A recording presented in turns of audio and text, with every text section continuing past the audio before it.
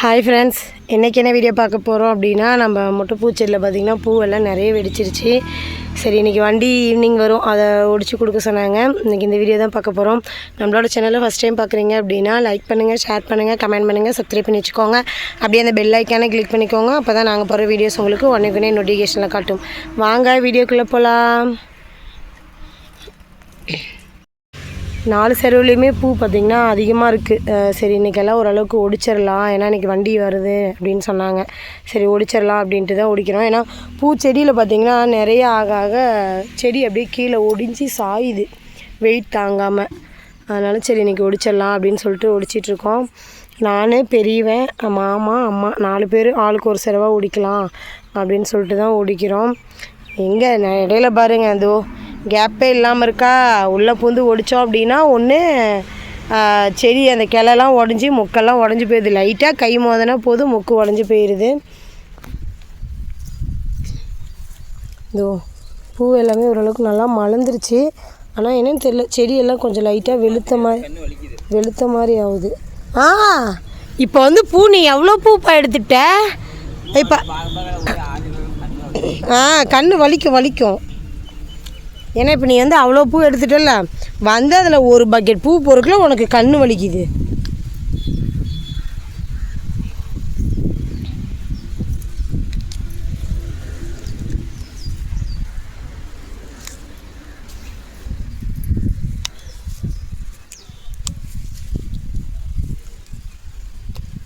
இன்றைக்கி மட்டும் ஒடிச்சிட்டு இந்த ஒரு வாரத்துக்கு பூ நிறுத்தி வைக்கணும். ஏதோ ஆயுத பூஜைக்கு விலை விற்குமான்னு நினைக்கிறோம். ஆனால் கடைசியாக எங்கே ஆயுத பூஜைக்கு விலை இன்னும் கம்மியாயிருதா என்னன்னு தெரியல. பாருங்க, செடி ஃபுல்லாகவே கீழே சாய்ச்சிட்டு தான் இருக்கும், வெயிட் தாங்காமல்.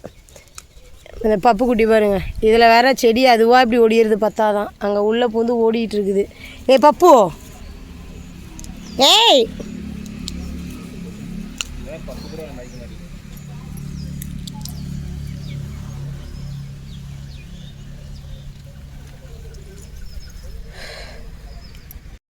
ஒரு பயிர் பண்ணுறோம் அப்படின்னா மருந்தடிக்கலைன்னா அந்த பயிர் வந்து சரியாக இருக்காதாட்டுக்கு. அவர்கிட்ட கேட்டோம், அந்த அக்ரிகிட்ட. அவர் வந்து சரி மருந்து எதுவும் அடிக்க வேணான்னு சொன்னார்.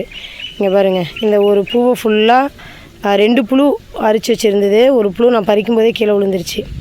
இதோ எப்படி அரிச்சு வச்சுருக்கு பாருங்கள்.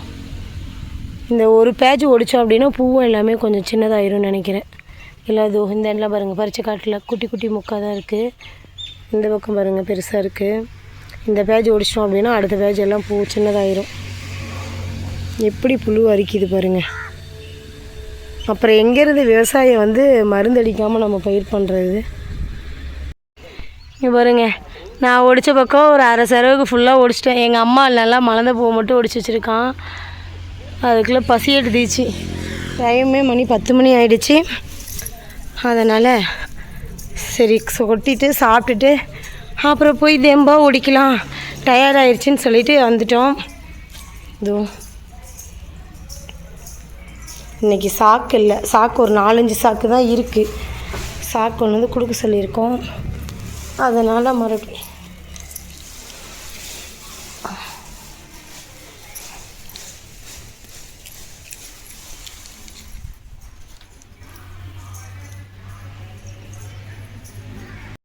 சாப்பிட்டு வந்தாச்சு. சார் வந்து வேக வேகமாக ஓடிக்கிறாரு. எதிர்பார்க்கவே இல்லை, 10 காலுக்கு பக்கமாக ஓடிச்சிட்டாட்டுக்குது.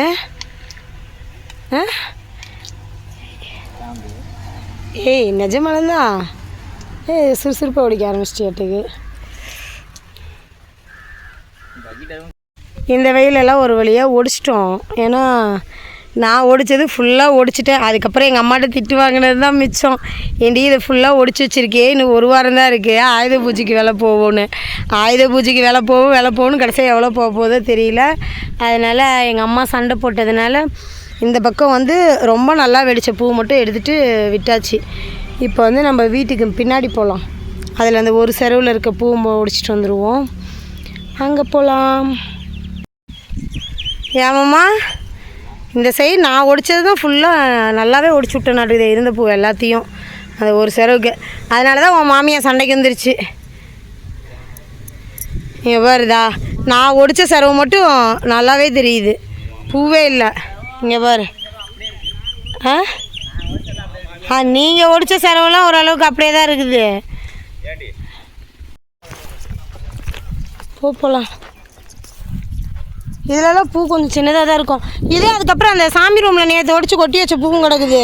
அதை எடுத்துகிட்டு வந்து எல்லாம் இதோட ஒன்றா கொட்டி வச்சிடலாம். அதை அப்படியே வேஸ்டியோடு பிடிச்சி தூக்கிட்டு வந்தால் போதும். கொய்யாப்பழம் படுறா, சூப்பராக பழுத்துருக்குது. விஷ்ணு இதோ இங்கே படுறா. நான் சாப்பிட்லைங்க, ஏற்கனவே தான் சளி பிடிச்சிட்ருக்கேன். நான் எங்கே சாப்பிட்றேன்? ஆனால் பார்க்கும்போது சாப்பிட்ணுன்னு தான் தோணுது.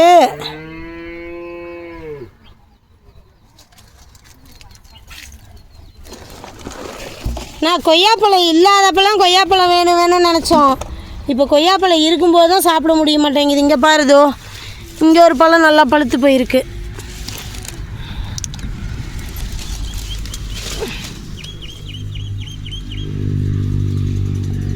எல்லாம் குருவி கொத்தி வச்சிருக்கு. நான் அதான் சொன்னேன், ஊட்டி அம்மாட்ட வந்து கொய்யாக்காய் பறிச்சிட்டு போமான்னா எங்கே இன்னும் வரல.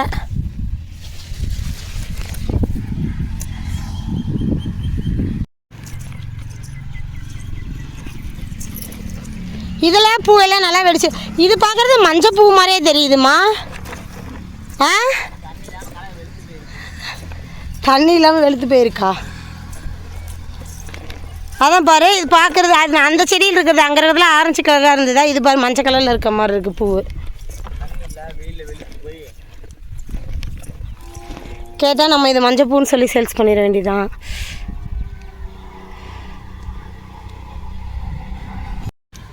என்ன சொன்னப்ப? இல்லை ஏதோ சொன்னி, அதை கொஞ்சம் சொல்ல, நான் பதிவு பண்ணுறேன். ஏதோ சொன்னி, அதை சொல்லு மறுபடியும் சொல்ல. நீ தான் தெரியுமா நாளாச்சே, சொல்லு.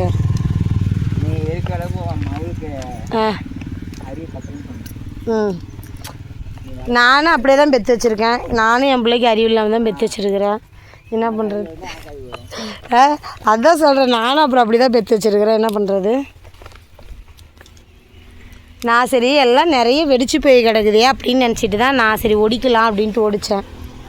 சரி இன்னும் எப்படின்னா ஆயுத பூஜைக்கு ஒரு வாரம் இருக்குது, அது ரொம்ப பூவெல்லாம் இதாயிருமேன்ட்டு. அப்புறம்தான் பாட்டியும் பேரனும் ஆயுத பூஜைன்னு ஆயுத பூஜைக்கு எவ்வளோக்கு தான் விற்று பணம் பண்ணுறீங்கன்னு நான் பார்க்குறாருங்க. கடைசியாக அவங்க அப்பா சொன்ன மாதிரி, ஆமாம் இவ்வளோ பூவை மட்டும்தான் அங்கே மார்க்கெட்டில் வச்சுக்க போகிறாங்க அப்படிங்கிற மாதிரி அதுக்கப்புறம் தான் இருக்குது.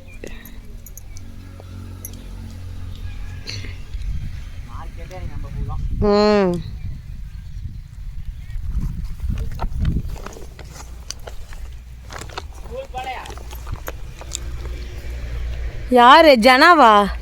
என்ன ஜனா உனக்கு இங்கே இருக்கான்?